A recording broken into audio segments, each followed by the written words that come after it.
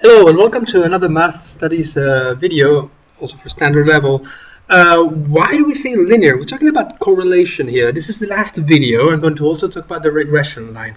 And I'm going to start off by reminding you when R is high, we say there's a strong linear positive correlation. Why linear? Why do we say linear? Well, let's think about it. R is an indicator of linear correlation. There's also non-linear correlation. That's why we say linear, obviously, but R is not going to let us know if there is. Here's an example again of the enzyme AB40 and dementia. Look at how all we're looking at in the scattered diagram is whether the little dots are kind of lined up.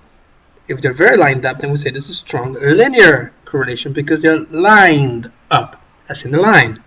This one here is another enzyme that turns out has a not so strong linear correlation, but it has a stronger, look at the blue line, it has a very, very strong non-linear correlation. The blue line is not a straight line. We say that it has a better non-linear correlation. However, you don't need to know how to calculate or study non-linear correlation, but you need to know what linear means, and you should say it. So what about that actual line? What about this line here? This line here is going to be the regression line. Our line is best fit. You know, we draw a scatter diagram, we try to draw a line that fits perfectly in between the dots at the same distance more or less of all of them. And we can calculate it with a calculator with our GDC.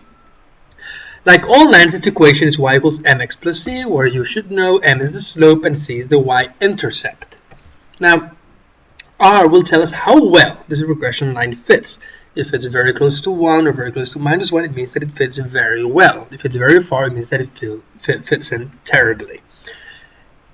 Here's an important thing to know. The x here is going to be the independent variable, and the y here is going to be the dependent variable. Now, just a reminder of what this means.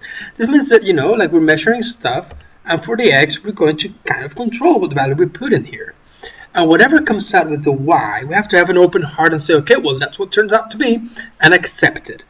It's just my way to explain independent and dependent variables. Now, how do you find this regression line? Essentially, you're going to use your graphic display calculator to find it. So here's an example. You know, we have different ages of children and the shoe size they have. So we go to the calculator, we go to Stat Edit, and we tap in the values. And we go to Stat, we go to, which is in the Calc menu, we choose linreg again. We've done this before for R. Here, the important thing is to make sure we have the values that we want associated appropriately. So make sure you have L1 associated for X if that's what you want, and L2 associated for Y if that's what you want. It's often just going to be the case to just tap it in as it comes. However, often they will actually ask you to do it in a specific way. Hence, you press enter, you calculate, and this is what comes out. Remember, this is where R would be down here. But this is what comes out. So if you think about it, here you have the equation of the regression line. Y equals ax plus b, as in y equals mx plus c for a standard line. So all you have to do is substitute, and this will be the regression line. There you go. So how do I plot this line? Do I get to plot the line? Should I plot this line? What goes on with that? We can plot the regression line just like we plot any line graph. So if I have plotted my scatter diagram, I can just plot my regression line as the line of best fit. I can just do that with the GDC. I just have to go press the Y and go and access the values. And I just tap in the regression line that I calculated earlier on. I just click on graph and I will be able to see it. An important thing to know is that the mean values, this is something that you should know, it's a typical 1-point question they put here and there. The mean values, as in what is the mean age of the child? It's going to be like 5.8 or something like that. And the mean value of the y is, these are going to appear like the point, mean of x, mean of y, is going to be on the regression line. This is something you just should know, that's how it works. What do I use the regression line for? Well, I use it to make predictions. I have my measurements of the shoe size of the children, but I don't have the measurement of an 8-year-old. However, I can try to figure this one out. Why? I use the regression line. All I'm going to do is I'm going to substitute where the x and put an 8. And I'm going to calculate, and it gives me 31.86. So I can use my regression line to estimate the shoe size, not the shoe size, excuse me, the shoe size of a 8-year-old. This is called interpolating. Why? Because 8 is between my range of 4 to 9. Interpolating is okay. Let me give you an example of extrapolating, of doing it outside. Suppose that I use the same regression line for a 45-year-old.